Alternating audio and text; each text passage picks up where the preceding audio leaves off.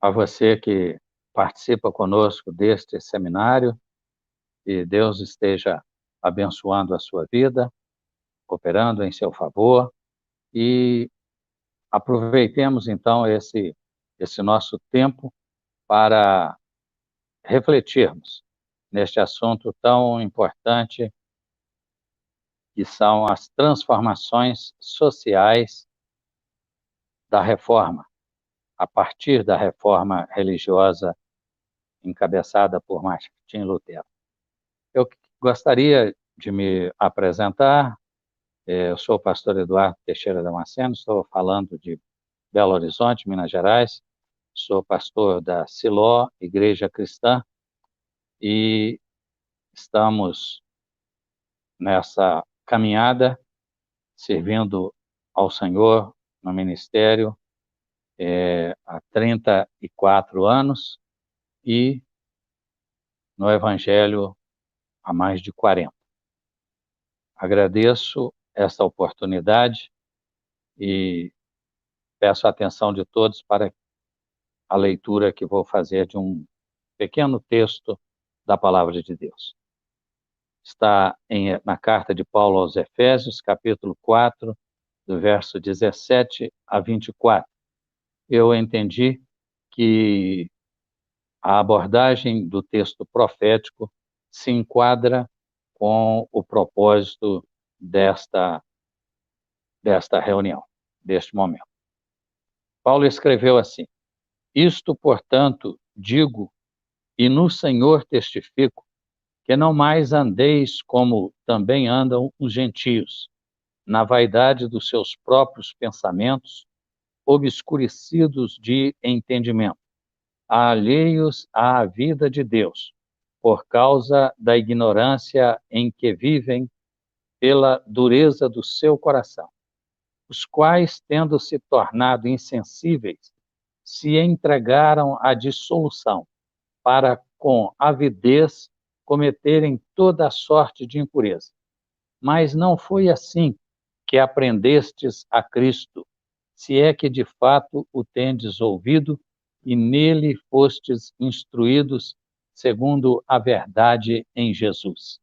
No sentido de que, quanto ao trato passado, vos despojeis do velho homem que se corrompe segundo as concupiscências do engano, e vos renoveis no espírito do vosso entendimento, e vos revistais do novo homem, criado segundo Deus, em justiça e retidão procedentes da verdade. Graças a Deus. Prezados ouvintes, estamos em pleno século XXI. Sempre é bom dedicarmos uma parte do nosso tempo, da nossa vida, da nossa existência, para meditarmos, para refletirmos nas coisas de Deus. Lembramos que o apóstolo Paulo nos convida a isso. Pensai nas coisas que são lá de cima.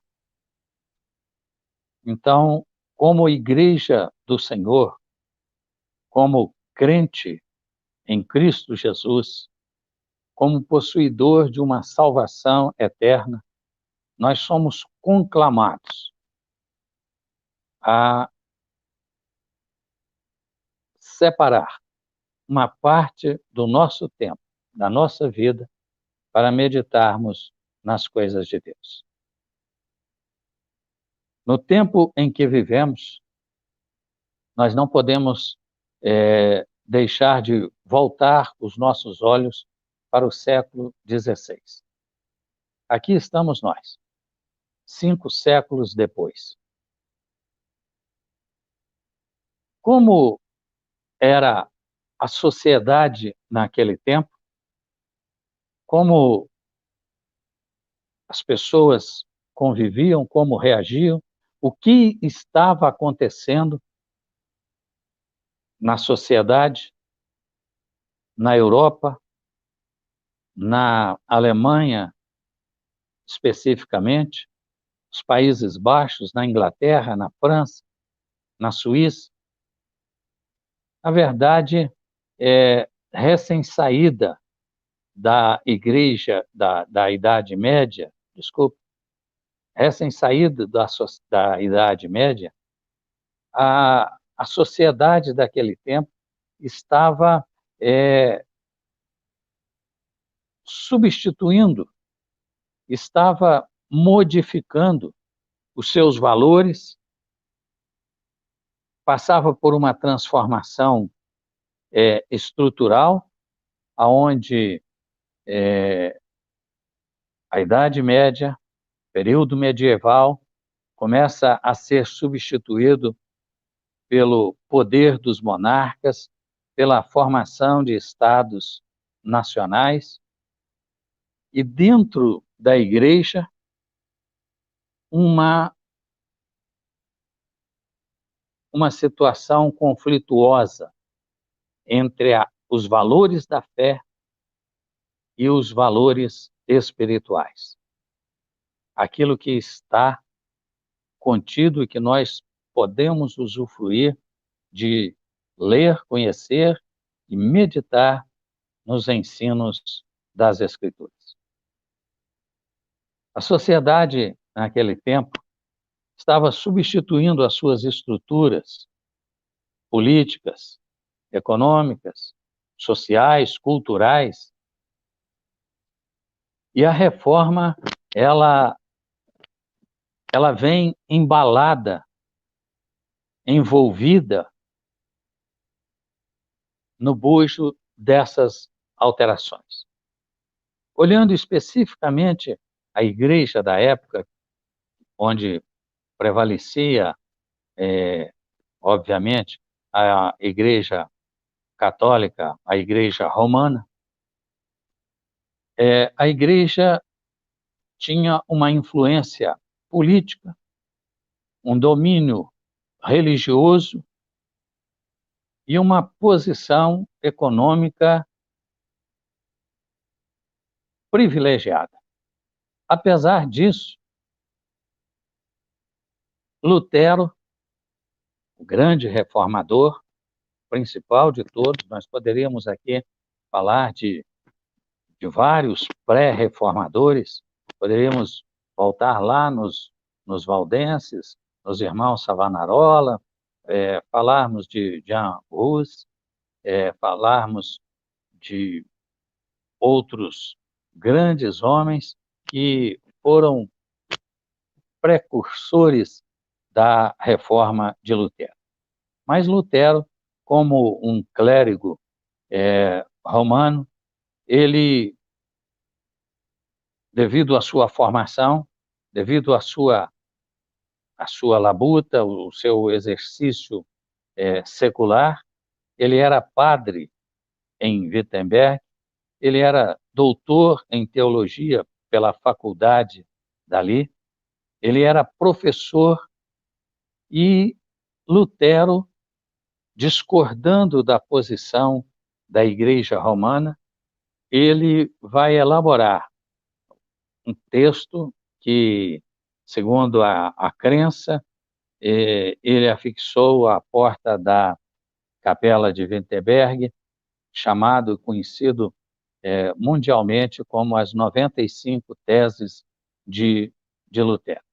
Existem posições contrárias de que as coisas não foram bem assim, mas isso não vem ao caso, porque o importante é que, na verdade, a reforma religiosa, a reforma protestante, assim denominada, ela aconteceu a partir daquele fato onde Lutero, basicamente, ele questiona a função exercida por Tetzel, que era o coletor romano, o negociante, vendedor de indulgências, arrecadador de fundos para a igreja, que tinha os seus problemas, tinha as suas divisões internas, tinha as suas dívidas, os seus compromissos, e se encontrava numa encruzilhada, numa situação de muita disputa e de muito questionamento, não só interno, como da sociedade em si.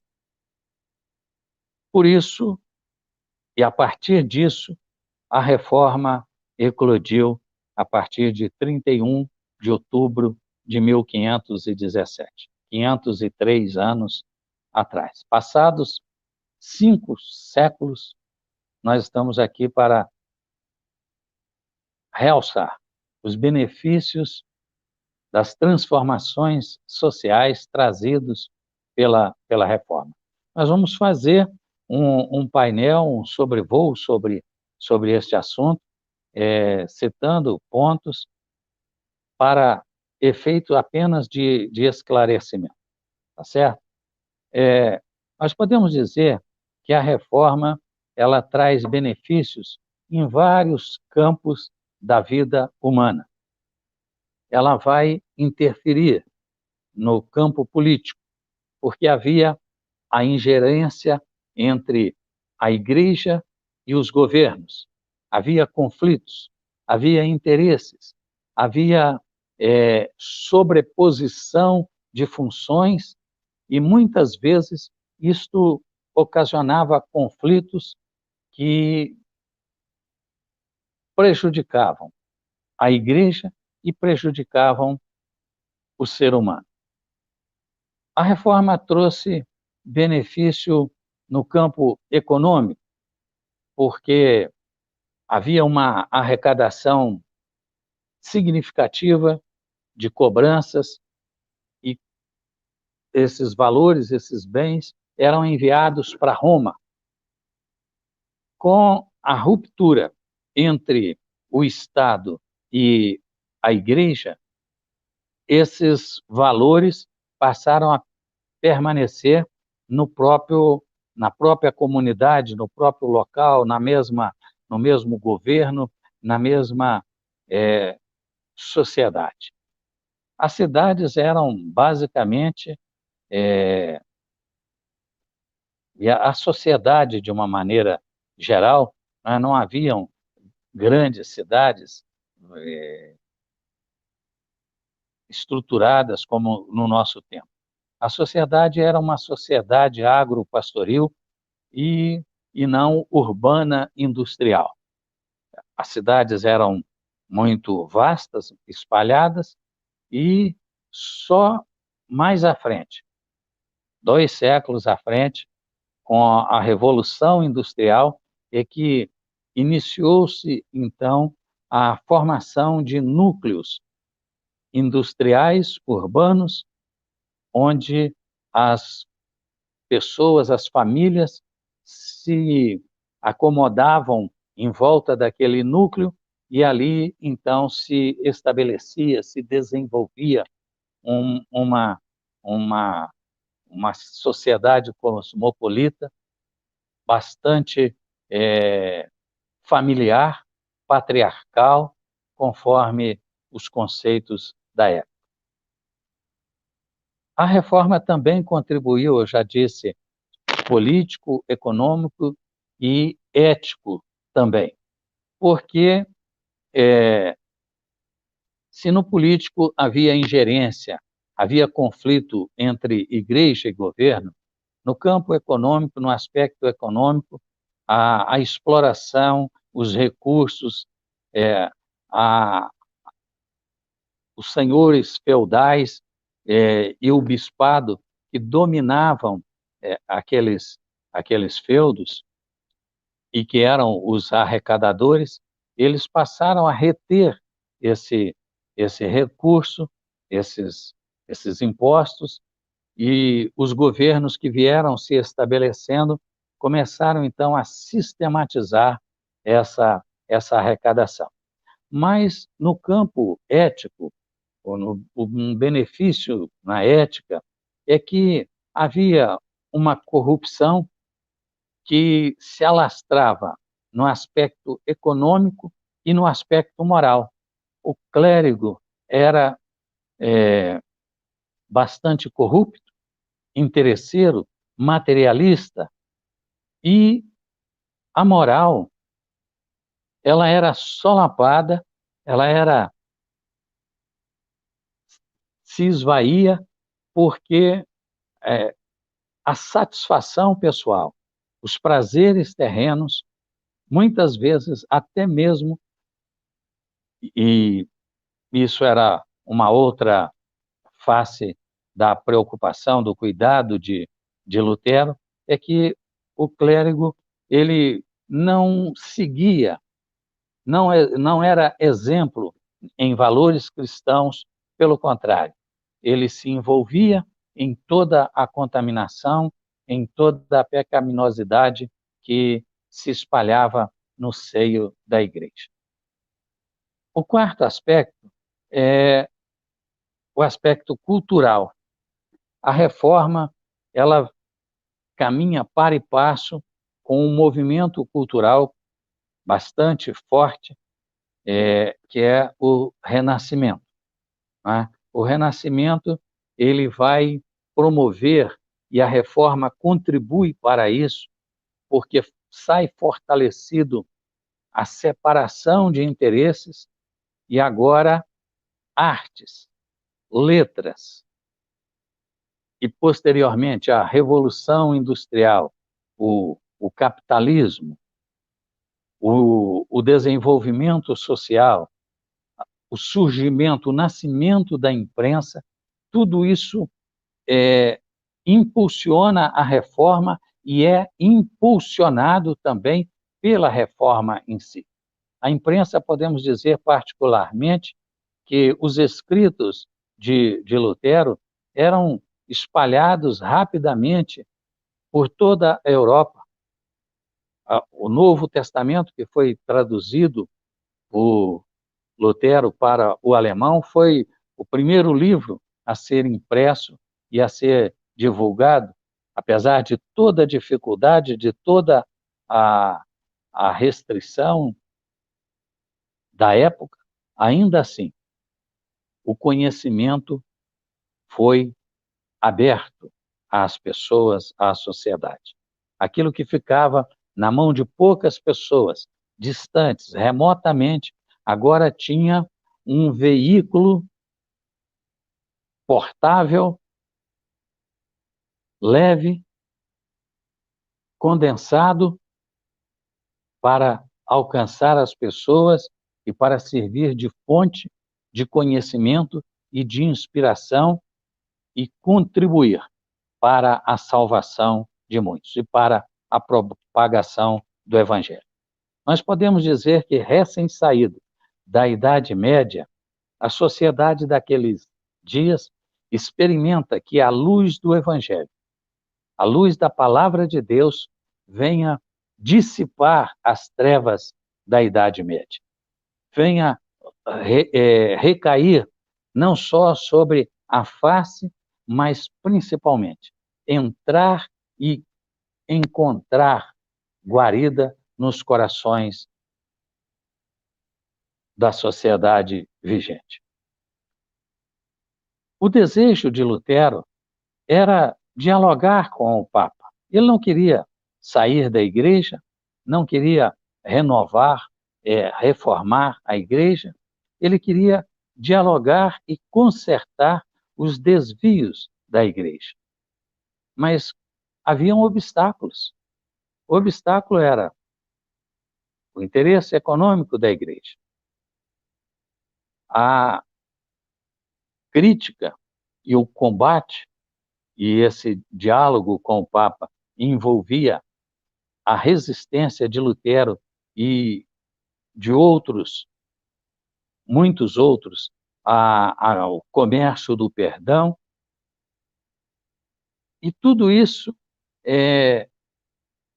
era combatido pela igreja com ameaças, pela força, pela autoridade, com o poder que a igreja detinha sobre o Estado, interagindo com o Estado, e com a ameaça espiritual de excomungar, de lançar e declarar e condenar ao inferno aqueles que se voltavam contra ela. Ao contrário do que se diz da condição da capacidade do doutor Martim Lutero, doutor em teologia, padre por formação, professor, é diferente disso. Mas a realidade, o cuidado de se olhar não sob o filtro de um interesse meramente religioso e interesseiro, mas olhando-se o conteúdo, a prática de vida e o resultado, o fruto da existência e da vida de Martim Lutero, isso corrobora a sua capacidade, o seu conhecimento e o seu propósito. E nós chegamos, então, à conclusão de que não apenas a reforma contribuiu para o desenvolvimento do homem naqueles dias, mais do que isso, ele contribuiu para o homem nos dias atuais. Podemos dizer que Lutero, depois, na sequência, Calvino, Erasmo de Roterdã e tantos outros, Melanchthon e outros mais, vieram agregar ao ideal de Lutero aquilo que nós conhecemos hoje. Surgiu principalmente com Calvino uma dogmatização em que a igreja que se preocupava em arrecadar porque gastava muito, ele, na igreja reformada, na igreja que protesta, ele preconiza economizar, gastar menos e ajudar mais. Calvino preconiza também a necessidade de ensinar, de repartir o conhecimento, de formar conceitos e compartilhar esse conhecimento alcançado com a sociedade vigente. E então surgem escolas públicas e as primeiras universidades. A sociedade se torna mais liberta, mais responsável e mais consciente. Ela passa a a conhecer os seus limites e os seus direitos e os seus deveres, as suas responsabilidades e a consciência da sua atitude humana, social e espiritual aos olhos de Deus. A ética, ela, então, vai ser ensinada nas escolas. A Academia de Genebra, uma das primeiras a ser constituída, e Calvino foi o primeiro reitor dessa universidade, ela é constituída em 1559, estabelece, de início, 2 cursos, Teologia e Direito. A formação no aspecto de disseminar o conhecimento e o ensino teológico, bíblico, apostólico e espiritual. E o direito, porque a liberdade não apenas traz direitos ao homem, mas traz deveres também. E agora, fundamentado, amparando-se no direito mosaico, no direito romano, surge agora o direito universal. Surge agora um novo conceito, uma nova vertente de pensamento, de ensinadores, onde o primeiro motivo é o homem como ser humano e social. A fé como a impulsionadora da vida humana. E a Academia de Genebra, ela, hoje, Universidade de Genebra, hoje não, já há muito tempo, co-irmã da Universidade de Coimbra, as duas caminharam e caminham em paralelo, em pontos comuns até os dias de hoje. A Universidade de Genebra, apesar de ter começado com o, o curso de Teologia e de Direito, ela já vislumbrava os cursos que se seguiram: Medicina, Filosofia, Letras, Arte, Música, e hoje a Universidade de Genebra é a segunda maior universidade da Suíça. E, basicamente, ela é reconhecida internacionalmente, mundialmente, pelo conhecimento e pelo ensino diplomático e de relações internacionais. Essa é uma herança da reforma, é transformação, e a partir da reforma, o próprio Brasil, ele se beneficia dessa estrutura, dessa condição à frente, com o surgimento de escolas, colégios, universidades, que vão contribuir na formação do ser social e na disseminação de uma mentalidade humana, espiritual, ética e cristã. E, acima de tudo, ou arrematando tudo isso, a prática de uma moral cristã e bíblica. Porque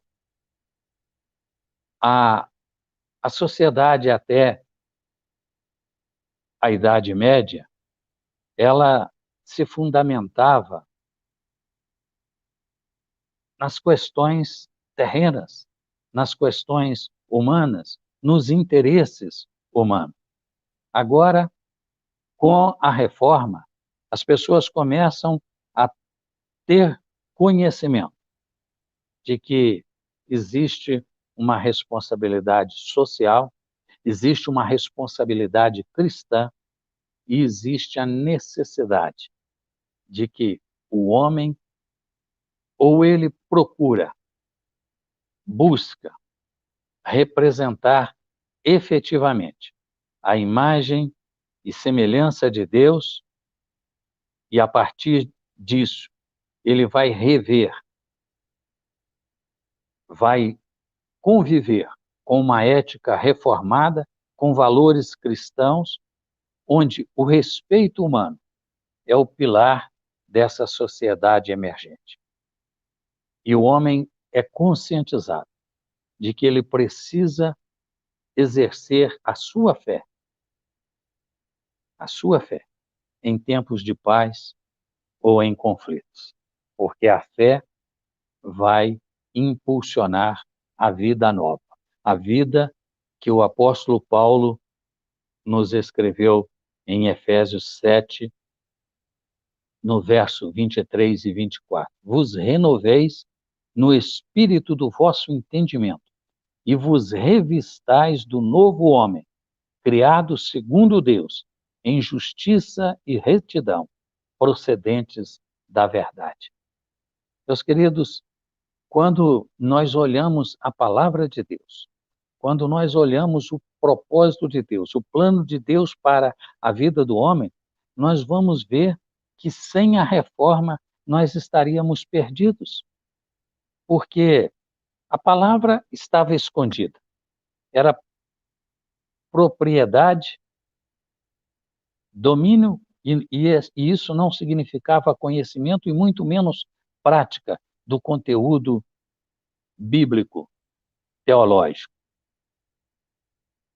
O homem estava separado, o homem se assemelhava mais, me perdoe a expressão, se assemelhava mais aos animais do que ao propósito para o qual Deus nos criou. Insensível à voz de Deus, confiado em si mesmo, realizado pelos seus atributos. e um incessante praticante de uma diversidade de comportamentos, muitos deles, a maioria, contrários à palavra de Deus. Então, a reforma religiosa, a reforma do século XVI, ela vem para impulsionar o homem, tirá-lo do seu descaminho, do seu abismo, do seu distanciamento de Deus e apresentar ao homem novamente a necessidade da fé, a fé pura, a fé bíblica, onde agora não são os recursos que vão justificar uma pseudo, uma falsa salvação, mas a grande mensagem de Lutero, a grande mensagem do apóstolo Paulo nessa mesma carta aos Efésios: pela graça sois salvos mediante a fé. Isso não vem de vós, é dom de Deus. Não vem das obras para que ninguém se glorie. Meus queridos, hoje nós convivemos com a teologia, com igrejas seculares, por que não dizer com igreja milenar também, mas o que importa está bem consciente, não só na nossa mente, mas principalmente precisa estar, e esse é o desejo divino, de que a palavra de Deus, a luz do Espírito, a direção, a transformação do Evangelho esteja presente em nós, na vida da igreja, para que nós pensemos diferente. É bom termos ideal, é ótimo, é necessário ter ideal. Mas o ideal, às vezes, nos leva a olhar lá longe. Queremos mudar o mundo. E isso é bom, Deus quer fazer isso. Mas Ele quer que nós saibamos que nós não nos podemos deixar cegar pelo grande ideal de mudar o mundo. Nós precisamos refletir,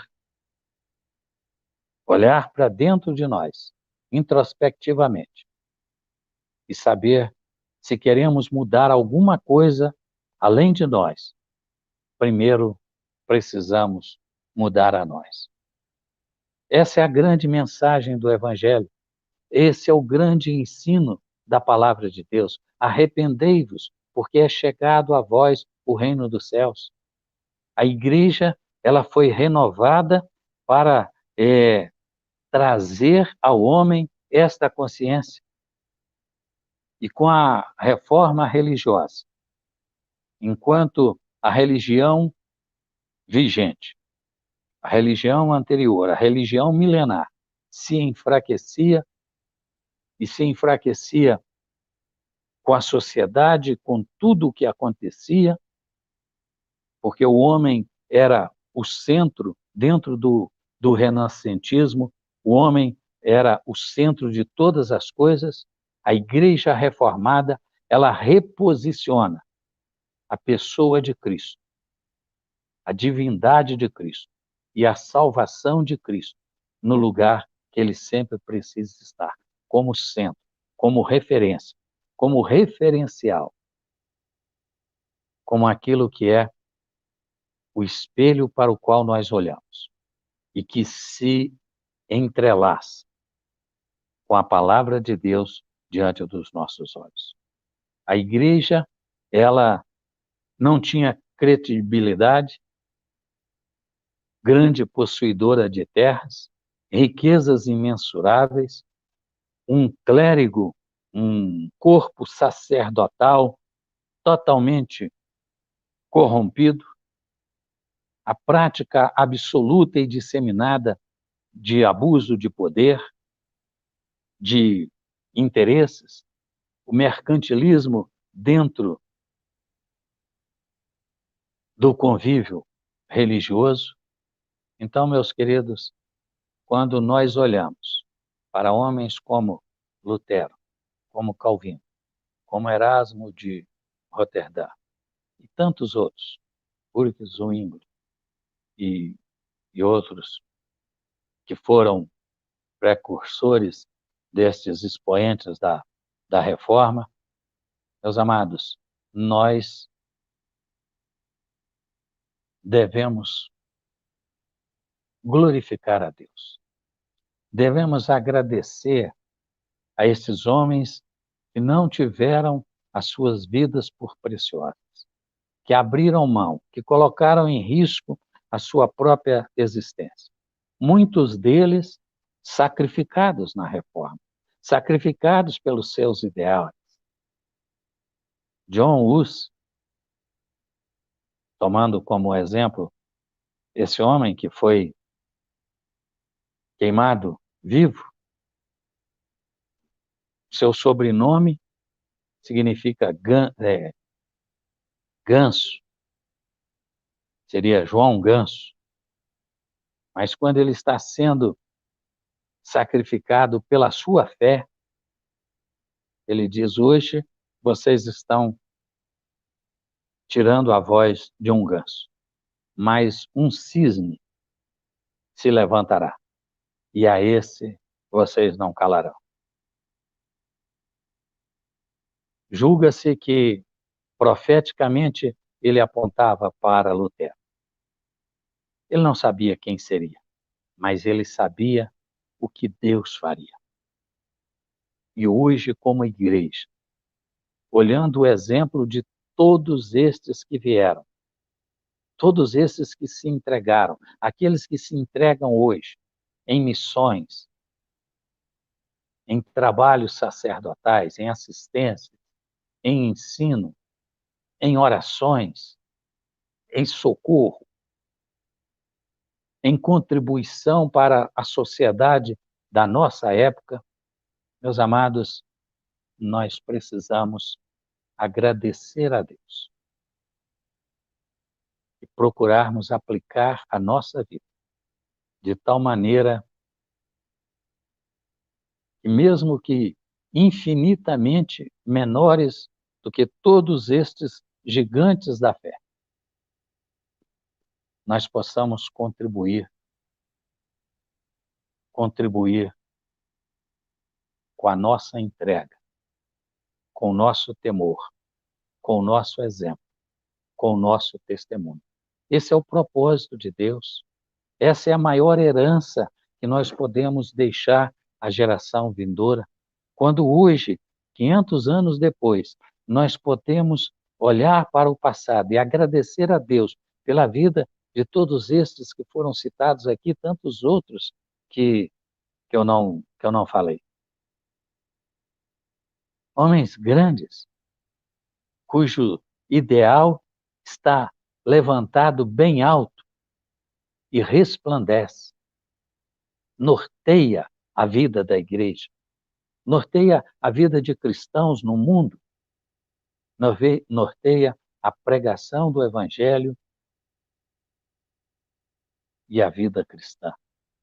Meus amados, nós temos uma responsabilidade. Se nós não pudermos, e certamente não alcançaremos a exposição que tais homens obtiveram, que nós possamos, no tempo da nossa vida, deixar marcas, pegadas, pelo menos aos nossos contemporâneos. Que nós possamos viver a palavra de Deus com temor e tremor, sabendo que a nossa fé não é vã no Senhor. Há um benefício, há uma salvação. E a igreja tem uma missão, tem uma responsabilidade, tem uma mensagem, tem uma referência. E eu estou falando de homens. Eu ainda não citei a Cristo Jesus, o expoente de todo o Evangelho, a grande luz porque onde resplandece, as trevas fogem, são dissipadas. E nós somos incumbidos, responsáveis, nesse tempo, no tempo da nossa vida chamada hoje, nós somos convidados e temos a oportunidade de proclamar os ideais de homens tão valorosos, tão tementes a Deus, tão amantes de Deus e do Salvador, Cristo Jesus. Que nós possamos verdadeiramente abraçar o que temos aprendido até aqui, mas não reter para nós mesmos. O conhecimento guardado, ele não produz, ele não produz, ele não gera fruto. Lembram-se de Jesus? Se o grão de trigo caindo na terra não morrer, fica ele só. Mas se morrer, dá muito fruto. Se você se dedica, se você se aplica, se você deseja, se você faz, se você leva, se você vive, Deus vai multiplicar o que você é, o que você vive, o que você fala. Muito mais do que tudo. É o temor e a fé. São sentimentos que não podem faltar ao cristão. Temor e fé. Porque da parte de Deus, ele faz resplandecer sobre a igreja luz e verdade, para que nós possamos não apenas ter começado lá atrás um caminho, mas que nós possamos chegar ao alvo, que nós possamos chegar ao final. E que você raciocine o seguinte: quanto tempo vai durar isso? Olha, se estiver registrado nos memoriais de Deus, se você faz não para obter vantagem, se você faz não para obter reconhecimento humano, o que você faz, o que você fala, o que você vive, o que você crê, é para a eternidade. Está registrado nos memoriais de Deus. Está registrado na eternidade.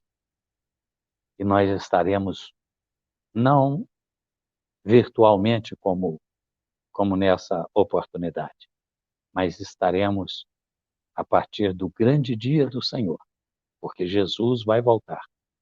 Ele vai levar a igreja, ele vai estar conosco e nós vamos estar com ele. Essa é a nossa fé. Esse é o nosso mote. Essa é a nossa esperança. Portanto, prossigo para o alvo, pelo prêmio da soberana vocação de Deus em Cristo Jesus. Deixando as coisas que para trás ficam, prossigo. E eu convido a você também. Prossiga, continue, persevere, tema, obedeça e viva, porque Deus se agrada daquele que permanece nele. Eu gosto muito, estou encerrando, o profeta Isaías, no capítulo 26, verso 3, ele sustentará em paz aquele cuja mente está firme em ti, porque ele confia em ti. Tu sustentarás em paz aquele cuja mente está firme em ti, porque ele confia em ti, confia em Deus. Lembrando a reforma, só a fé, só a Escritura, só Cristo, só a graça, só glória a Deus. A Deus toda a glória, toda a honra, todo o louvor. essa transformação, esse exemplo, esse testemunho chegou a mim e eu estou compartilhando com você. Compartilhe também, dissemine, propague, contribua para que o conhecimento que chegou a você, ao seu coração, em muitos corações. Tu, Senhor, conservarás em perfeita paz aquele cujo propósito, a outra tradução diz, cuja mente está firme, porque ele confia em ti. Deus se agrada, Deus confirma. E olha que promessa maravilhosa. Deus conserva em perfeita paz. Não é a paz de guerras humanas, de guerras destruidoras, de derramamento de sangue. Deus nos conserva na paz do Espírito, aquela que preserva a nossa alma. Louvado seja Deus. Que você possa meditar, que Jesus abençoe a sua vida ao refletir, ao aprender, ao ouvir aquilo que aqui foi trazido. Um dia abençoado, o seminário continua. Não deixe de participar. Jesus tem uma bênção para a sua vida, para o seu coração. As transformações da reforma podem acontecer em você, na sua casa, na sua vizinhança, na sua igreja, na sua cidade, no nosso país. Aonde você estiver, Deus quer você como veículo de transformação, porque para isso é o propósito de Deus. Este é o propósito de Deus. Muito obrigado. Que Jesus esteja no seu coração. Obrigado.